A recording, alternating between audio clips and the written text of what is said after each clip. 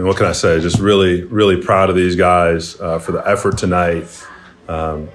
It's been a tough conference run for us, and these guys have continued to be coachable. Our team, different guys stepped up and helped us in different areas tonight. But I can't express just how proud I am of these guys for the way they went out and played tonight against a really quality opponent. Obviously, we all know Delaware is a terrific team, in the upper echelon of our league. So to be able to win at home in front of a crowd that was energized and got behind us was really exciting to see. And these guys were special tonight. That's why they're sitting here. So I'll let them talk. Question for Max or TK?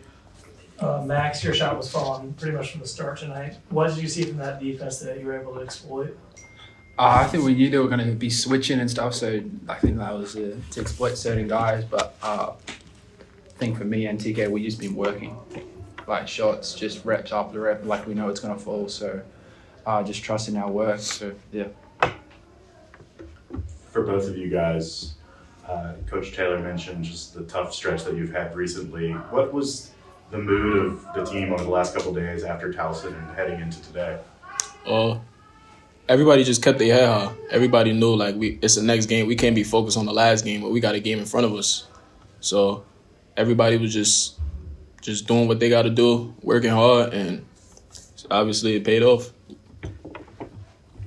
I guess for the both of you guys are both very great. Both of you were over 50% shooting, 75% from the line. You guys both had 25 and 5. But what stuck out to me was just how electric both of you guys play. And for just both of you, who are you, what are your models? Who are kind of your inspirations? Who do you play after, sort of? Me, I try to play like a John Morant. Let me see. That's what I model my game after. I want to play like him. And yeah, that's really it for me. Joe Ingles, mate. Awesome.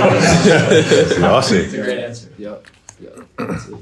TK, you were able to get to the line pretty much at will tonight. Was that part of the game plan going into this one? I just knew that they couldn't stay in front. So if they can't stay in front, the next answer for them was the foul. So got to that line. TK, with Rob Higgins' absence, how have you been able to seemingly fit that role on the point guard? We just been working on it in practice, going through it in practice, going through everything. I feel like Rob was a big piece for our team, but we can't dwell on his absence. So we just got to keep playing hard and play for him. For either of you, with about 4 minutes, the game's kind of hanging in the balance. It's pretty much tied. What do you think the difference was? Was there for one of the teams was going to take it? I think one of our focus was 4-minute segments. That's college basketball, winning every 4-minute segment, and I think it was a timeout with 3:30. And we had won most of the 4-minute segments, so we just knew last 3 minutes, taking it segment after segment, and I think that's what we trusted. Yeah. For the both of you guys, as a team, you guys had 13 steals to their 5. They had way more turnovers than you guys did. What was being pre-show? What was the energy like? Because it seemed like it was on another level tonight. Coach always just wants us to have active hands. If we have active hands, we get deflections, and it leads to points. So with Coach just keep telling us active hands, I feel like we did that tonight, and we got the job done. Same, yeah. For both of you guys, so you guys were kind of redundant today. How'd you overcome that and other areas?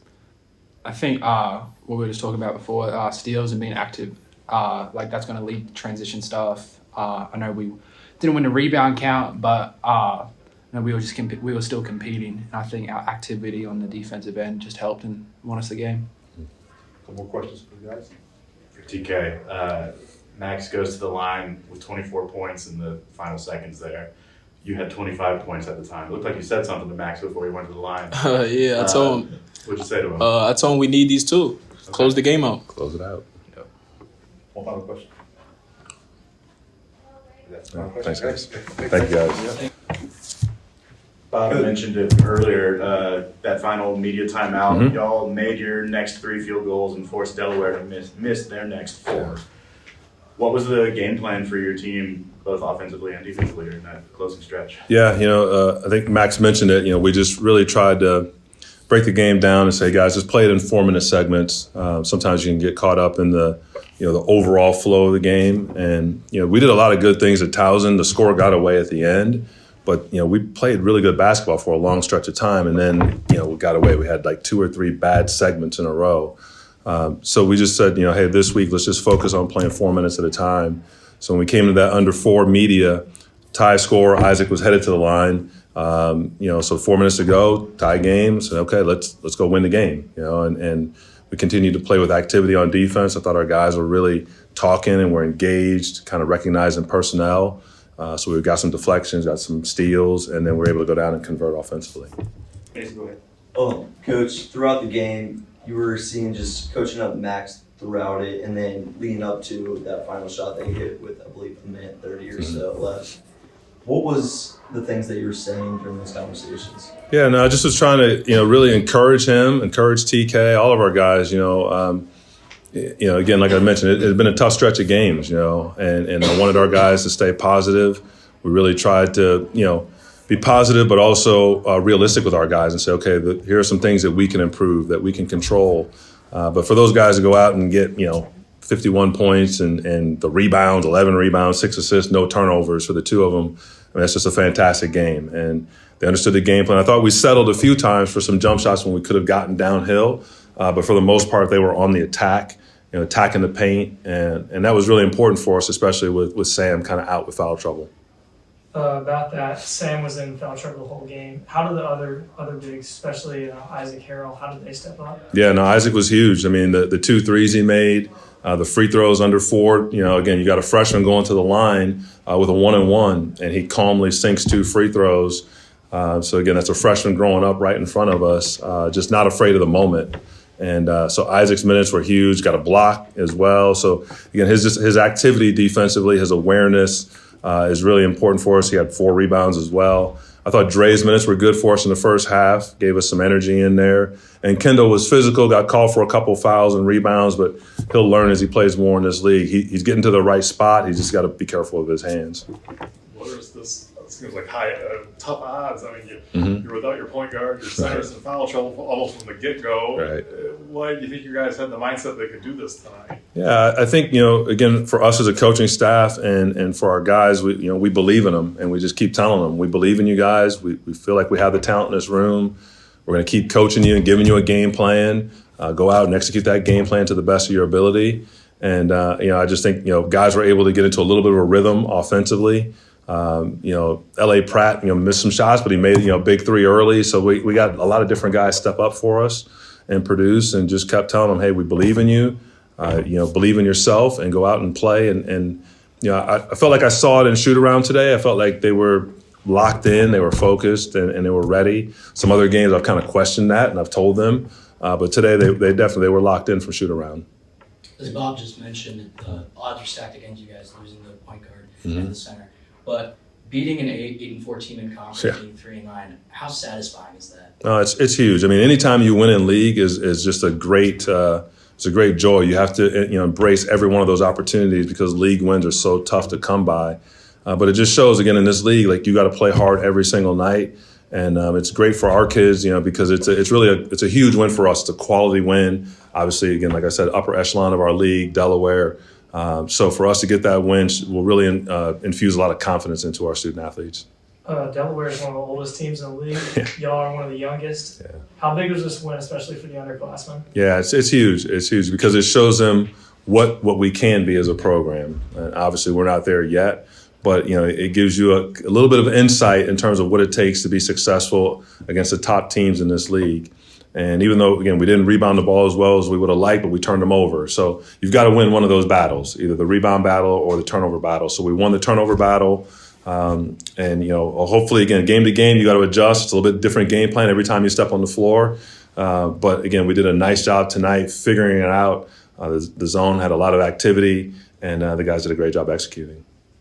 As I mentioned before, TK's and Max's play styles are completely 2 polar opposites. But as a coach, how do you kind of coach and manage that to maximize their potential? Yeah, they have dynamic elements to their game. So it's basically about getting them to the spots where they can be most comfortable, where they can attack, where they can get downhill, where Max can get a post up, get paint touches, and then kind of play out of that. So I thought they just did a great job, both of them. Kind of taking their opportunities as it came to them. They didn't force it, but they looked for the right opportunities. That, hey, you know what? Can I get to the paint? If not, moving on. I thought, again, they shared it. They threw the ball to open guys. They kept it relatively simple, and they were really effective tonight. This was Elon's first win since 2019. What do you think against Delaware? What do you think this says about the program and like its future? Yeah, and I mean, again, it's just encouraging for us. I mean, again, we know what Delaware's been able to accomplish. So these are big wins for us, and we're gonna enjoy it. We're gonna savor it for tonight. We got another big one on Saturday at Wilmington. So we'll get ready for Wilmington. We'll put a game plan together for our guys. I know they'll be excited and energized to play, but for tonight, we're gonna enjoy this victory because it means a lot to our program and to the young men in that locker room. Okay, go ahead. Question. That was all I had. Just where do you feel like tonight's game ranks among most complete games of the season? Yeah, again, in terms of a 40-minute game, that was the best that we've had. We've had 20 minutes in a number of games, going back to Wake Forest, 20 minutes against ETSU, or maybe 24 minutes against ETSU. We've had some games with 24 to 28 minutes, but we haven't been able to put together 40 minutes. And again, it wasn't perfect. They still made runs, they made shots, but it was the closest to 40 minutes that we've put together. So again, that was very encouraging for me to see. It was like, okay, that's growth. You want to see growth, whether it's incremental. It's not always a big jumps, but tonight was kind of a big jump for us. Okay. For Delaware, Drumgoole was kind of the star of the show. Mhm. He had 12 three-pointers and made 6 of them. Mhm. And as you mentioned, going to UNC Wilmington next week, how do you plan to, kind of improve on that, not letting Trezarian White, for example, make that same type of performance? Yeah, I mean, Trezarian White's a great player. I mean, we'll have to study the film and figure out what's going to be effective for us. For Delaware, focus just on them specifically. Drumgoole is a handful himself, but Jair Davis is too. So you've got to pick your poison, right? So we don't want to give Drumgoole those looks. I think he got a couple late, but still, the fact of the matter is he's a really talented player.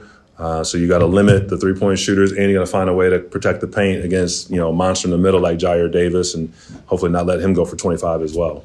One follow-up question. What did you think the team did today that you were most proud of?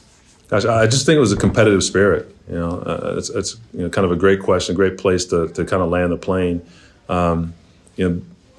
The way things went at Towson, it's been a busy week for us. We fly back. Obviously, guys are going to class, as you guys know. Like you got your academic load, home game, tough home game against a really talented ball club, and to have that kind of competitive spirit tonight at home was really impressive for me to see as a coach.